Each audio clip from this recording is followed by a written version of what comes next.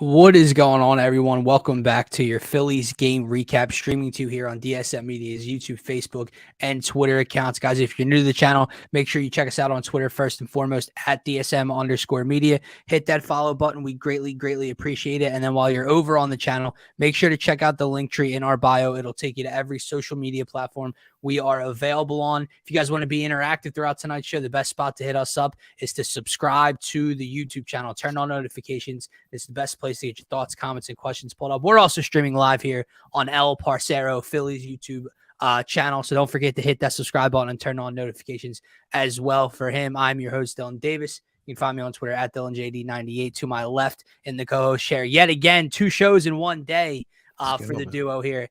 Mr. El Parcero Philly himself. You can find him on Twitter at Parcero Philly. Phillies lose their second straight series to start the year, falling to the New York Yankees 4-2 as they win only 1 of 3 up in the Bronx. They are now 1-5 on the young season. Home opener tomorrow, already postponed due to weather. They will play at 3:05 on Friday afternoon. Don't worry, everybody. Nick Sirianni will still be throwing out the first pitch to kick off the home opener. But on this game recap, we are going to go over the positives, the negatives, and kind of look into the future here, my man. But you were right. You were right on the pregame, man. Not feeling a win today, and here we are. How are you feeling? I mean, like I said, I don't want to be the pessimistic guy, but I just didn't feel like a victory was coming here. And so the Phillies figured out how to get the win. They got that on Tuesday night. So now I felt like this one is like, you got to figure out how to win those close games. And the Phillies had an opportunity to win the game here at the end. Mm-hmm. But, it just, there wasn't enough here today. And I'm sure we have a lot to talk about here. It was an interesting game as well. I think the biggest positive was Aaron Nola for sure. Absolutely. But I think that now the Phillies need to figure out how to get some wins. And now, listen, American League teams is a different animal. You come back home against Cincinnati, you never know what happens. But I think that these first 2 series, Dylan, are learning experiences. And I think that I always say, like, failure is the best learning experience that there is. And so I'm hoping that with these 2, it's just building this team up. Mm-hmm.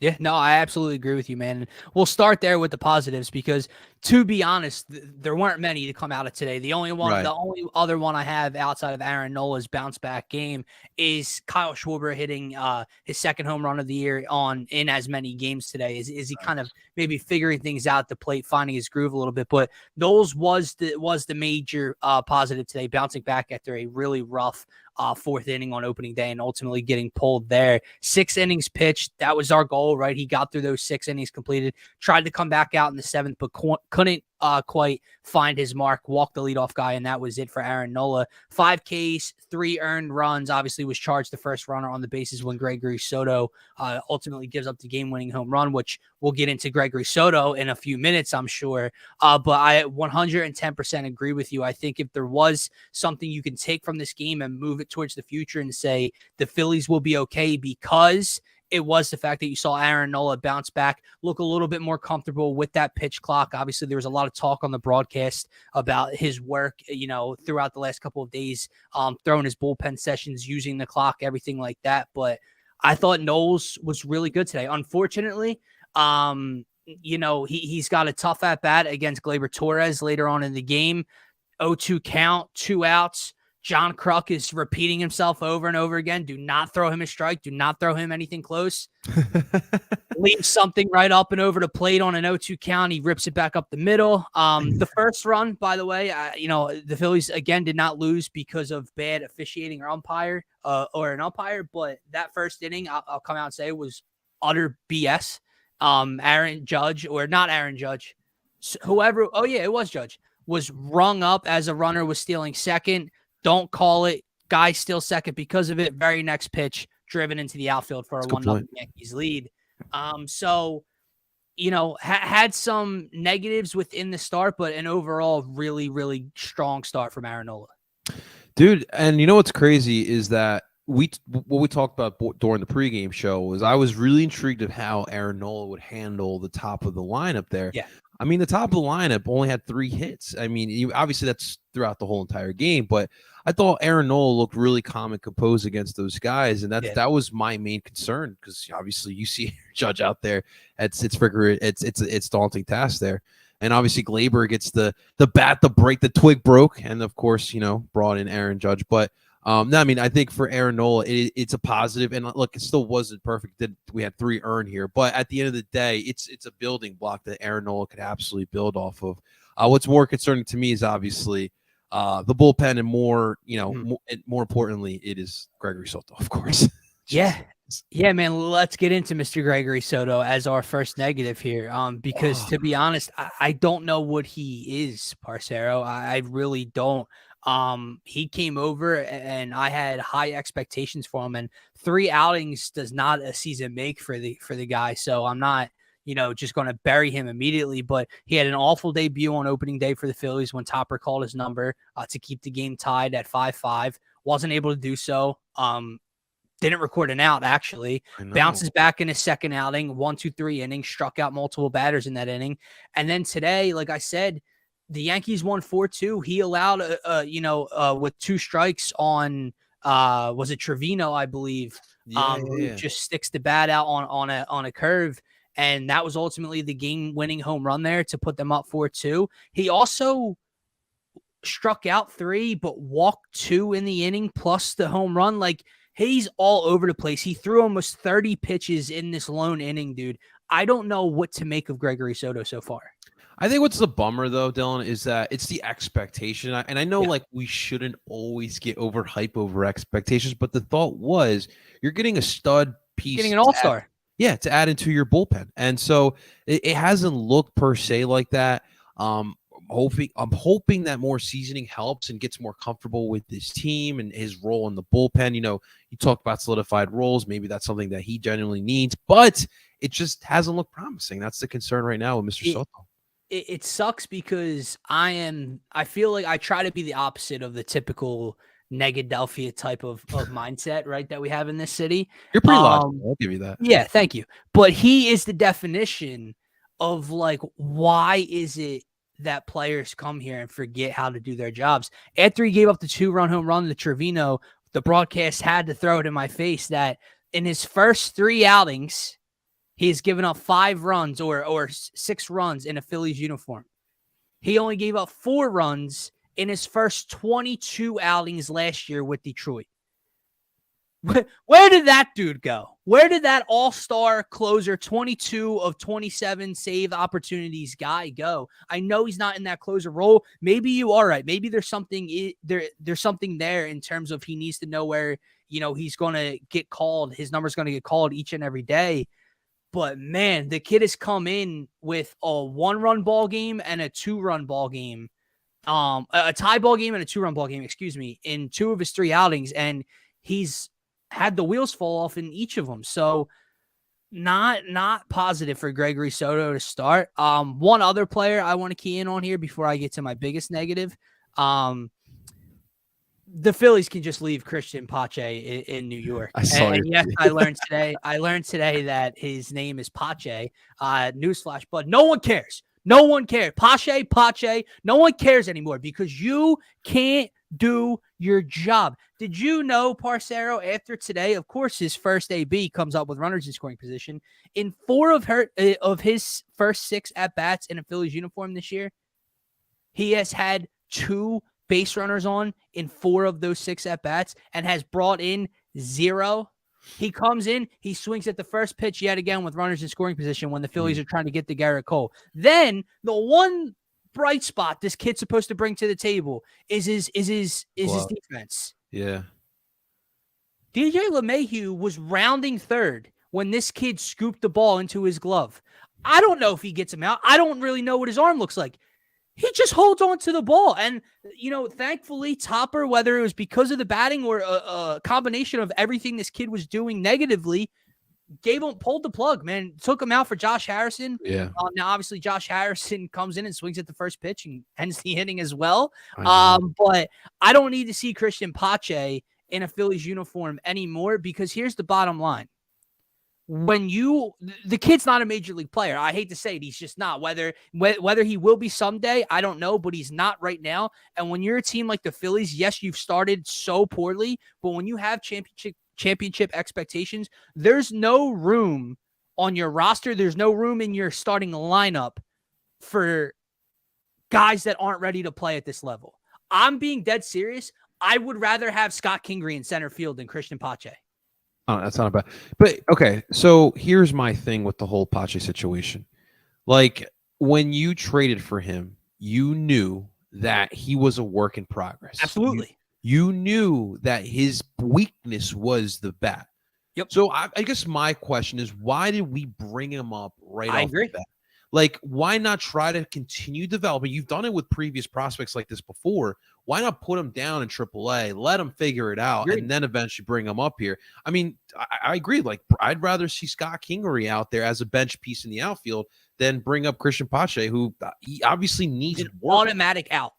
And you know what's the problem, Dylan, is that you're probably going to fuck with his confidence, and now you're probably not going to be able to get anything out of him, even if you do bring him down now. So it's a head scratcher, because the A's get themselves a prospect in Jake Sullivan too, and he's down in AAA. So why are we bringing up Pache? It's not like we're dying for an outfielder. So just the situation in general just doesn't make sense to me. Especially when you think about the Phillies' past with prospects and not bringing them up soon enough, not bringing them up when, the fan base and analysts think they should be up. They keep them down there for as long as possible. Now this kid comes in, hasn't even been here long enough to unpack his suitcase, and he's got 2 starts. Now, to his defense and to Rob Thompson's defense, he was only out there because of a late scratch to Brandon Marsh with a left ankle sprain, right? So this wasn't like Sunday Night Baseball where Thompson threw him out there on a hope or a whim. But yeah, man, I don't need to see it anymore. Scott Kingery, really, like Parcero, I'd rather have Roman Quinn back in Philadelphia, and I couldn't stand Roman Quinn. Could not stand him. He's got a better chance of getting on base than Christian Pache does at this point, right, man? So yeah, I don't understand the need for him to be up. I don't understand the need for him to be playing. He is a complete and utter net negative in this lineup. Other negatives throughout this game that I thought, after the Phillies kind of changed things around, and I thought they changed some of the momentum on Tuesday night, more sloppy baseball, more sloppy base running. Trey Turner picked off at first base. Derek Hall trying to stretch a single into a double from that short wall. I literally said it as he's doing it. And I was like, that's not a double. And my stepdad was like, no, I think it is. I'm like, no, not a chance. And then the camera turns and he's chucked, man. And then he ultimately Cole agrees with you here, Dylan. Yeah, and dude, I am not like, trust me, Cole, I ain't banging the drum to have Scott Kingery up in Philadelphia for playing in the majors right now. But I would take him 7 days out of the week over this kid. Okay. I'm already like, I haven't gone under the Twitter like recap comment section, but I'm sure it's like resign Pache all over that. Oh God, dude. Yeah, Cole wants Kingery out. Listen, man, I think, to Parcero's point about messing a player up and confidence-wise, I think the Phillies and the Gabe Kapler era, etc., did enough of that to Scott Kingery. I don't know if he'll ever turn into the prospect we once thought he would be, but I promise you, you would have more confidence with him at the plate right now. And he hasn't seen a major league pitch in God knows how long in the regular season. And I'd rather him over Christian Pache, man. But Parcero, the biggest negative of all was nothing that the Phillies, did in this game. You and I brought some positive injury news in Bryce Harper to the pregame show, and it punched us back in the face, man. 20 minutes before first pitch, Brandon Marsh, left ankle sprain, no-go, day-to-day. Derek Hall, as I just mentioned, on that base running error, jams or sprains or breaks his thumb. We don't know yet, but the bottom line is they were going to reevaluate him tomorrow. They've already called Cody Clemens up. That doesn't look like promising news for the Derek Hall injury. You're already without Reese. You're without Bryce. You're without Suarez. You're without Painter. You're without, I don't love Nick Nelson, but you're without a bullpen piece or two. Now you're without Hall and potentially Marsh. Harrison just tweaked his ankle. The injury bug is killing the Philadelphia Phillies right now, and they're 1-5. Like, life isn't looking easier. Yeah, no. I mean, listen, it's happened before from World Series losers all the freaking time. Yeah, I'm with you, Cole. I'm definitely with you. I do think though that like with these type of situations, Dylan, like it's extremely important to for as far as like I'm talking about the players that are healthy that are here. Mhm. Worry about yourself. Worry about getting your game right, and the Clemens of the world that they'll figure that out as Right. well. So for JT Realmuto, Nick Castellanos, Trey Turner, Kyle Schwarber, the guys that are here, go out there and keep punching away, man. Because listen, we need those. This is still a formidable team, and the bigger Absolutely. problem is that those guys haven't fully gotten it all together. So injuries happen, but we got to keep pushing, Dylan. No, absolutely, man. That brings me kind of to my next point here that I wanted to bring up throughout today's game was the Phillies lineup was frustrating at times today. Their approach, their their shockness by two strike fastballs from Garrett Cole, like they're waiting for something else, as if he's not pumping 98 on the corners to the first three guys he sat down looking. The first pitch swinging is extremely frustrating, especially from guys coming right off the bench and pinch hitting. What was this to you? Was this a cold bad day at the office for the Phillies lineup, or was this just a dominant ace in Garrett Cole?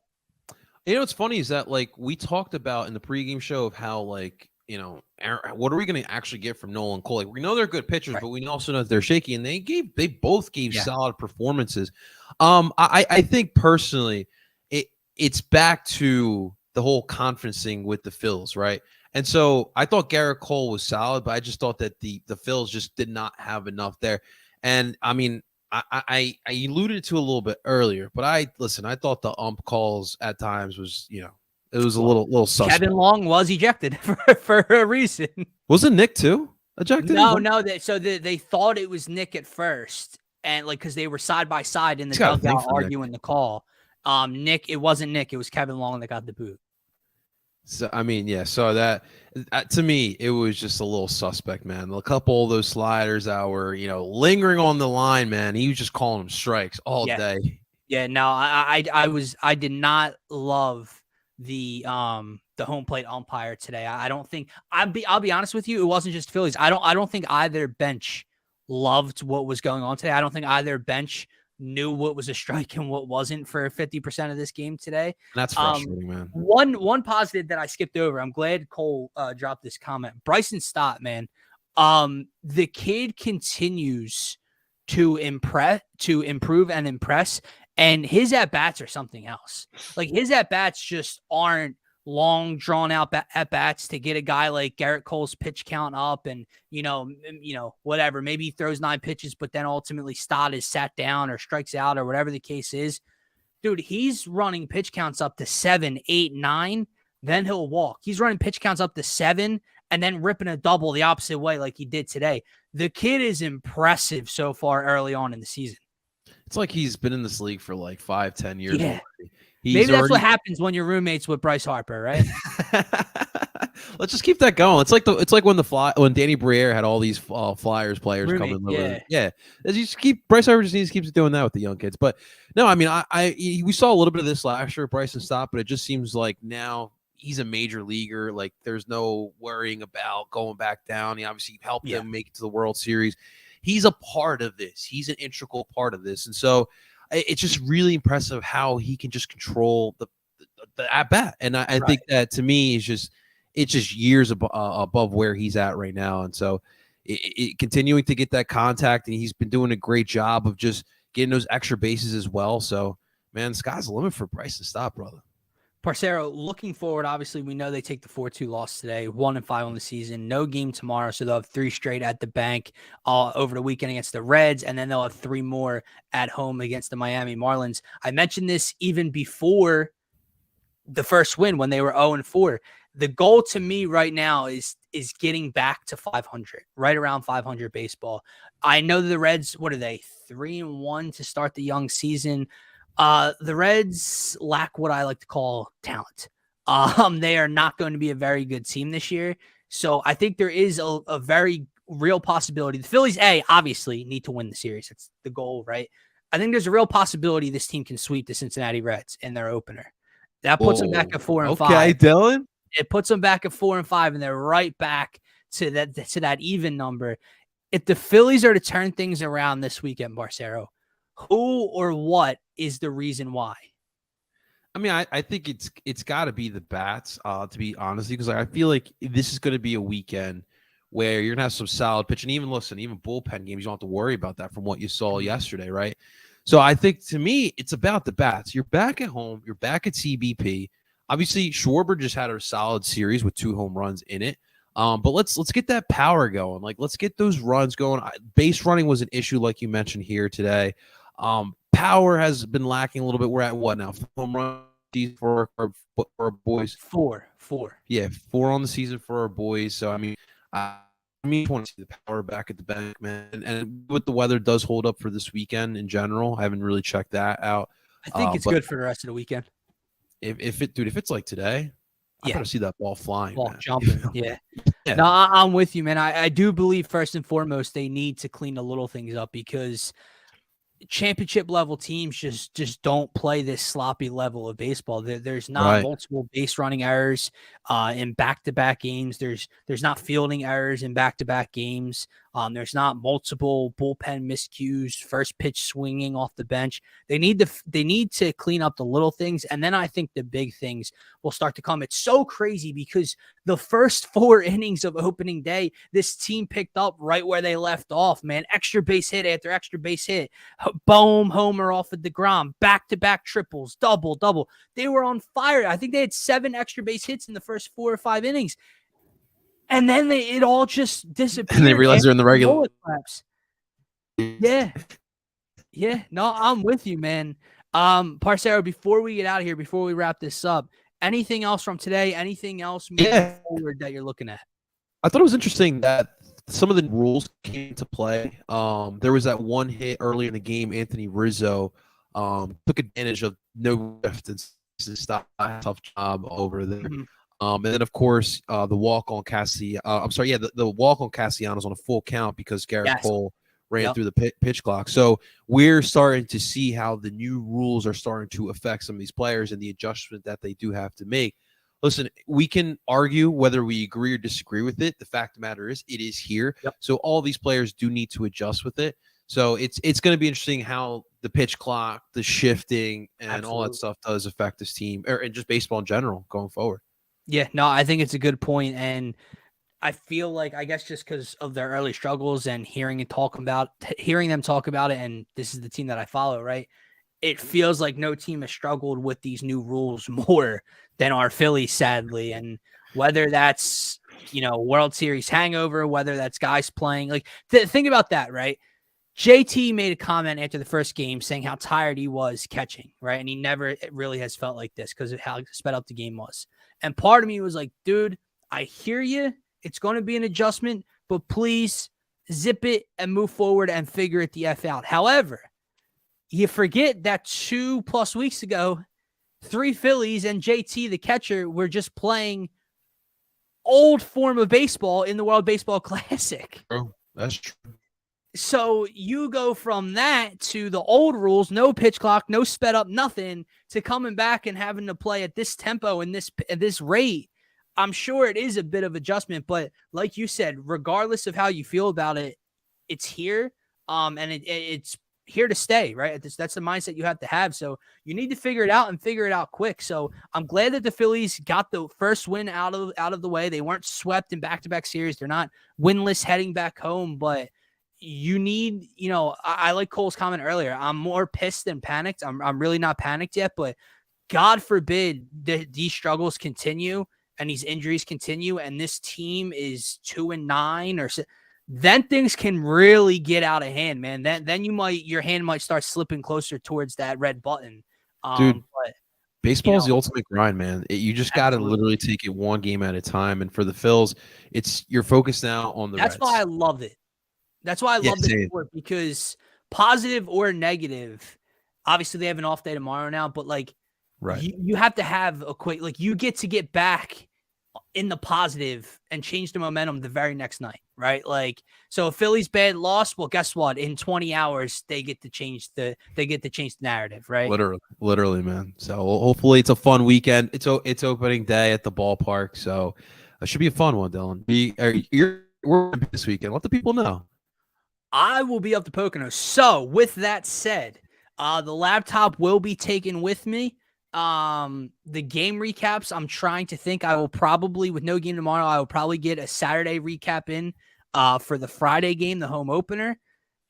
Probably no recap on Easter. I'm coming home pretty busy after that, but then we'll be right back at it. Hit the ground running. Faithful Fanatics with myself and Scotty, 8 a.m. Monday morning. Then we'll have another game recap, then a pregame show. So we will be busy after this weekend, my man. But hopefully I'm coming back to a 4-5 ball club. Yeah, same, man. Same, brother. All right, guys. With that said, that is going to wrap up this Phillies game recap number 6 of 162 here on DSM Media's YouTube, Facebook, and Twitter channels, as well as my man El Parcero Phillies YouTube channel. If you guys are new to ours or his channel, don't forget to hit that subscribe button on both. Turn on notifications for whenever any of us go live here at Team DSM. For myself, for Parcero, have a great rest of your night. Go.